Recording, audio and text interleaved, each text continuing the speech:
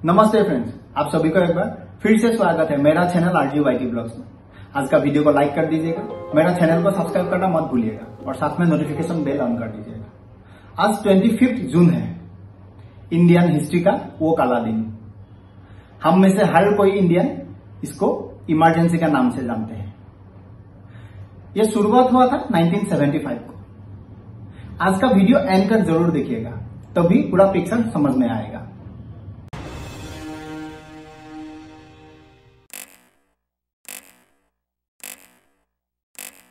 इस कहानी की शुरुआत हुआ था आज से 48 इयर्स पहले, जिस टाइम पर देश में कांग्रेस का गवर्नमेंट था। देश की प्राइम मिनिस्टर थी इंदिरा गांधी, जिन्होंने 1971 जनरल इलेक्शन में जीत हासिल किया था भारी बहुमत से अपोजिशन लीडर राजनारायण को हरा के रायबरेली से। एंड ऑफ 1971 इंडिया पाकिस्तान का जो लड़ाई था उसमें इंडिया को जीत हासिल हुआ था, जिससे इंदिरा गांधी का पॉपुलैरिटी देश भर में और बढ़ने लगा।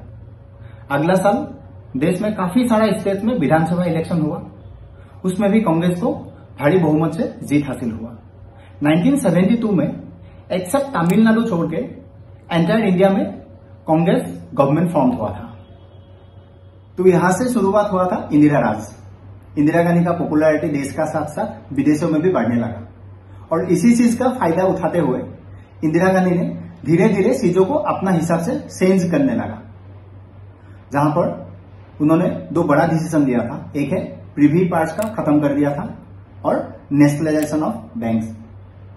तो ये दो डिसीजन का हर कोई सपोर्ट नहीं किया था, किसी ने इसका अगेंस्ट में सुप्रीम कोर्ट में चैलेंज कर दिया और सुप्रीम कोर्ट का नतीजा अगेंस्ट इंदिरा गांधी आया, जिस कारण से कहीं ना कहीं इंदिरा गांधी नाखुश थी। सुप्रीम कोर्ट का इस फैसले से इंदिरा गांधी बिल्कुल खुश नहीं थे, इसीलिए उन्होंने कॉन्स्टिट्यूशनल अमेंडमेंट का रास्ता अपनाया, जहां पर अमेंडमेंट 24 एंड 25 को उन्होंने लाया। अमेंडमेंट 24 का मतलब पार्लियामेंट कॉन्स्टिट्यूशन का कोई भी पार्ट को अपना हिसाब से चेंज कर सकता है, और अमेंडमेंट 25 का मतलब प्राइवेट कोई भी प्रॉपर्टी अगर पब्लिक के लिए यूज किया जाए उसका जो कॉम्पेंसेशन है ये गवर्नमेंट डिसाइड करेगा। इन द ईयर 1973 नवंबर महीने में गुजरात एलडी इंजीनियरिंग कॉलेज का स्टूडेंट्स ने प्रोटेस्ट स्टार्ट कर दिया था। उसका रीजन ये था कि इन दिनों खाना काफी महंगा हो गया था, क्योंकि इंदिरा गांधी 1971 में जिस समय इलेक्शन प्रसार कर रहा था उनका एक बड़ा एजेंडा था, गरीबी हटाओ। लेकिन आगे ये चीज देश भर में, चाहे वो गरीबी हो, महंगाई हो, करप्शन हो, बहुत ज्यादा बढ़ने लगा और लोग इसमें कहीं ना कहीं नाखुश था। और ये जो प्रोटेस्ट स्टार्ट हुआ था, यहां से ये चीज आगे बढ़ के बिहार तक पहुंच गया। इस प्रोटेस्ट को बिहार से एक नया दिशा मिल गया था, जहां जयप्रकाश नारायण जैसा लीडर का एंट्री हुए थे। वो एक पॉलिटिकल लीडर तो नहीं थे, लेकिन देश का एक फ्रीडम फाइटर थे, जिन्होंने बिहार स्टूडेंट्स यूनियन का तरफ से इन्विटेशन का एक्सेप्ट किया, क्योंकि ये प्रोटेस्ट बिहार स्टूडेंट्स का तरफ से शुरुआत किया था। तो उन्होंने इस प्रोटेस्ट को लीड करते हुए पूरा देश भर में इस आंदोलन का घोषणा कर दिया। उसी टाइम पर समाजवादी पार्टी का एक नेता, जिसका नाम है जॉर्ज फर्नांडिस, वो रेलवे स्ट्राइक का ऐलान कर दिया और इस प्रोटेस्ट में रेलवे का तरफ से भी लगभग 1 लाख एम्प्लॉयज ने सपोर्ट किया था और ये प्रोटेस्ट करीब 2.5-3 महीना उसी हिसाब से कंटिन्यू चलता रहा। गुजरात से शुरू किया हुआ प्रोटेस्ट बिहार होते हुए पूरा देश भर में फैल गया। इस प्रोटेस्ट को लीड कर रहा था देश भर में जयप्रकाश नारायण ने। उस टाइम पर 2 ही नाम इंडिया में फेमस था, जयप्रकाश नारायण और इंदिरा गांधी। और उसी टाइम पर इलाहाबाद हाईकोर्ट का एक ऑर्डर आया कि देश का एक प्राइम मिनिस्टर हाईकोर्ट में प्रेजेंट होना है। वो भी इस कारण से कि 1971 जो इलेक्शन इंदिरा गांधी ने जीता था, उसका अपोजिशन जो राजनारायण, उन्होंने एक पिटीशन दाखिल किया था कि इंदिरा गांधी का जो जीत था वो कहीं ना कहीं एक गलत तरीका से किया हुआ जीत था। और 22 जून 1975 को इलाहाबाद हाईकोर्ट ने एक ऑर्डर सुनवाया। जस्टिस जगमोहन लाल सिन्हा ने इंदिरा गांधी को दोषी करार देते हुए अगले 6 इयर्स के लिए इलेक्शन से कैंसिल कर दिया गया था और साथ में उनका प्राइम मिनिस्टर पद भी रद्द कर दिया गया। इलाहाबाद हाईकोर्ट का इस ऑर्डर को इंदिरा गांधी ने सुप्रीम कोर्ट तक चैलेंज किया और 24 जून 1975 में सुप्रीम कोर्ट ने राय दिया कि इंदिरा गांधी सिर्फ प्राइम मिनिस्टर पद में रह सकती है, बाकी इलाहाबाद हाईकोर्ट का जो ऑर्डर है वो कंटिन्यू रहेगा।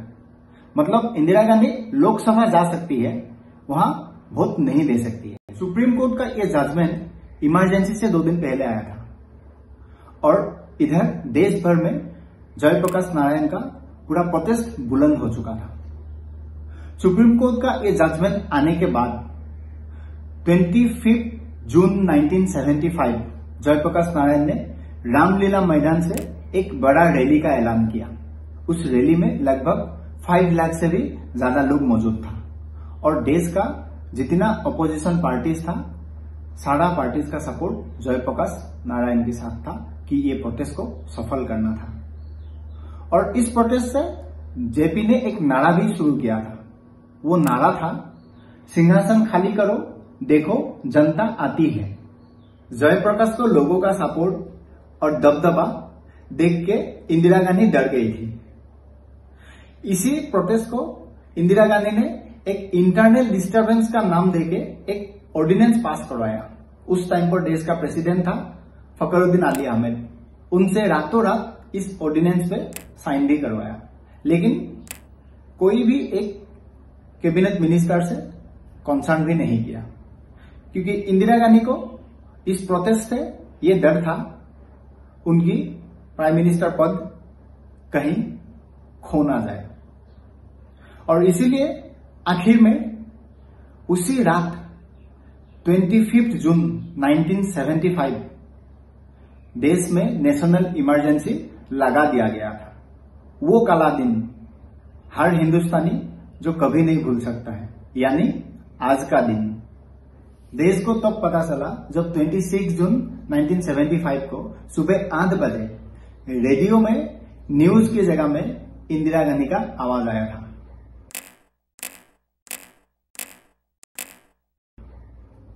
लेकिन बड़ी चतुराई से इंदिरा गांधी ने इस नेशनल इमरजेंसी का पीछे 3 कारण दिखाया था, जिसमें से पहला कारण था जयप्रकाश नारायण का ये जो प्रोटेस्ट था, इससे देश का सिक्योरिटी और डेमोक्रेसी के लिए डेंजर था। दूसरा कारण, देश का इकोनॉमी को जल्द से जल्द डेवलप करना और जो वीकर सेक्शन है उनको फास्टेस्ट ग्रोथ करना। और तीसरा कारण, विदेशी शक्तियों से देश को प्रोटेक्ट करना। लेकिन इंदिरा गांधी शायद एक चीज भूल गई थी। ये वही जेपी नारायण थे जिनको इंदिरा गांधी का पिताजी जवाहरलाल नेहरू ने अपने टाइम पर डेप्यूटी प्राइम मिनिस्टर के लिए नॉमिनेट किए थे। और ये वही जेपी नारायण थे जिन्होंने इंदिरा गांधी को प्यार से इंदू बुलाते थे, पॉलिटिकली सलाह भी देते थे। और जेपी नारायण 1975 में किसी भी पॉलिटिकल पार्टी से बिलोंग नहीं करते थे। और उससे इंपॉर्टेंट बात, जेपी नारायण कभी कुर्सी के लिए पॉलिटिक्स नहीं करते थे। इस नेशनल इमरजेंसी को इंदिरा गांधी ने इंटरनल इनबैलेंस का नाम पर 21 मंथ्स के लिए कॉन्स्टिट्यूशनल राइट्स को बैन कर दिया गया था। साथ में freedom of speech, freedom of press को भी बैन कर दिया गया था। इसे इंडियन कॉन्स्टिट्यूशन में मीडिया को 4th पिलर माना जाता है। इससे ज्यादा घिनौनी हरकत तब शुरुआत हुआ था जो इमरजेंसी का असली गेम था। आधी रात को लोगों को जगा के कहीं दूर लेके जाया करते थे। मीडिया हाउस, प्रिंटिंग प्रेस, जितना भी ऑफिस था सबको बंद कर दिया गया था। साथ में पूरा पावर कट कर दिया गया था। इसके साथ मिसा और डीआईआर एक्ट लगा के लाखों से भी ज्यादा लोगों को जेल का अंदर डाल दिया गया था, जिसमें से 11,000 से ज्यादा लोग अपोजिशन पार्टीज का था। उनमें से अटल बिहारी वाजपेयी जी, एल.के. आडवाणी जी, जयप्रकाश नारायण जी, मुलायम सिंह यादव जी, इनमें से शायद ही किसी ने सोचा होगा कि ब्रिटिश जाने के बाद भी इस तरीके से कभी जेल जाना पड़ेगा। देश की मीडिया के साथ साथ इंटरनेशनल मीडिया को भी बैन कर दिया गया था, जिस कारण से बीबीसी जैसा न्यूज को भी देश से बाहर जाना पड़ा था। लेकिन आज उसी बीबीसी न्यूज को कांग्रेस पार्टी बहुत ज्यादा सुनते भी है, मानते भी है। उस टाइम पर वही न्यूज छापता था जो इंदिरा गांधी चाहते थे, चाहे वो गलत हो या सही हो। और उसी मीडिया हाउस का उस टाइम पर चल रहा था जो इंदिरा गांधी का समझा कर सकते थे। इसीलिए एलके आडवाणी ने एक बहुत बढ़िया सेंटेंस कहा था, you were asked only to bend but you crawled. इसी तरह से इंदिरा गांधी ने देश का डेमोक्रेसी को कुचल लिया था। जेल में जो लोग बंदी थे उन लोगों को बेल अपील करने के लिए भी मौका नहीं दिया था। इसीलिए जयप्रकाश नारायण जी ने कहा था the darkest period of Indian history. ये टॉर्चर यहीं पे खत्म नहीं हुआ था, यहां से शुरुआत हुआ था संजय गांधी का देश का डेवलपमेंट एजेंडा पॉलिसी। 5 पॉलिसी था, जिसमें से एक पॉलिसी बड़ा भयंकर था जिसका नाम है स्टेलाइजेशन यानी नसबंदी। इंदिरा गांधी का नेशनल इमरजेंसी देशवासी ने झेल ही रहा था। उसी टाइम पर संजय गांधी का ये पॉलिसी देशवासियों का ऊपर एक जुल्म हो गया था। उन टाइम पर एक स्टेलाइजेशन का कैंपेनिंग भी चलाया गया था। गांव-गांव में लोग इसका ऊपर चर्चा करने लगा, लोग डरने लगा। 16 इयर्स से लेके 70 इयर्स तक लोगों को स्टेलाइजेशन के नाम पे जुल्म किया गया था। लगभग 60 लाख लोगों को ये अप्लाई किया गया था, जिसका नतीजा स्वरूप करीब 3000 से ज्यादा लोगों का गलत ट्रीटमेंट या सही टाइम पर दवाई नहीं मिलने का कारण से मौत हुआ था। यही संजय गांधी ने दिल्ली का एक सुंदरीकरण प्रोग्राम का नाम पर लोगों का ऊपर बुलडोजर और गोली तक चला दिया था। मानवता की हर चरण सीमा पार करने के बाद आफ्टर 21 मंथ्स 21 मार्च 1977 को इमरजेंसी हटा दिया गया था और ये कह के हटाया था कि अगर देश में उस टाइम पर इलेक्शन होगा तो इंदिरा गांधी की जीत होगी। इलेक्शन हुआ, नतीजा भी आया, लेकिन इंदिरा गांधी भारी बहुमत से हारी और पहली बार देश में एक नॉन कांग्रेस गवर्नमेंट फॉर्म हुआ।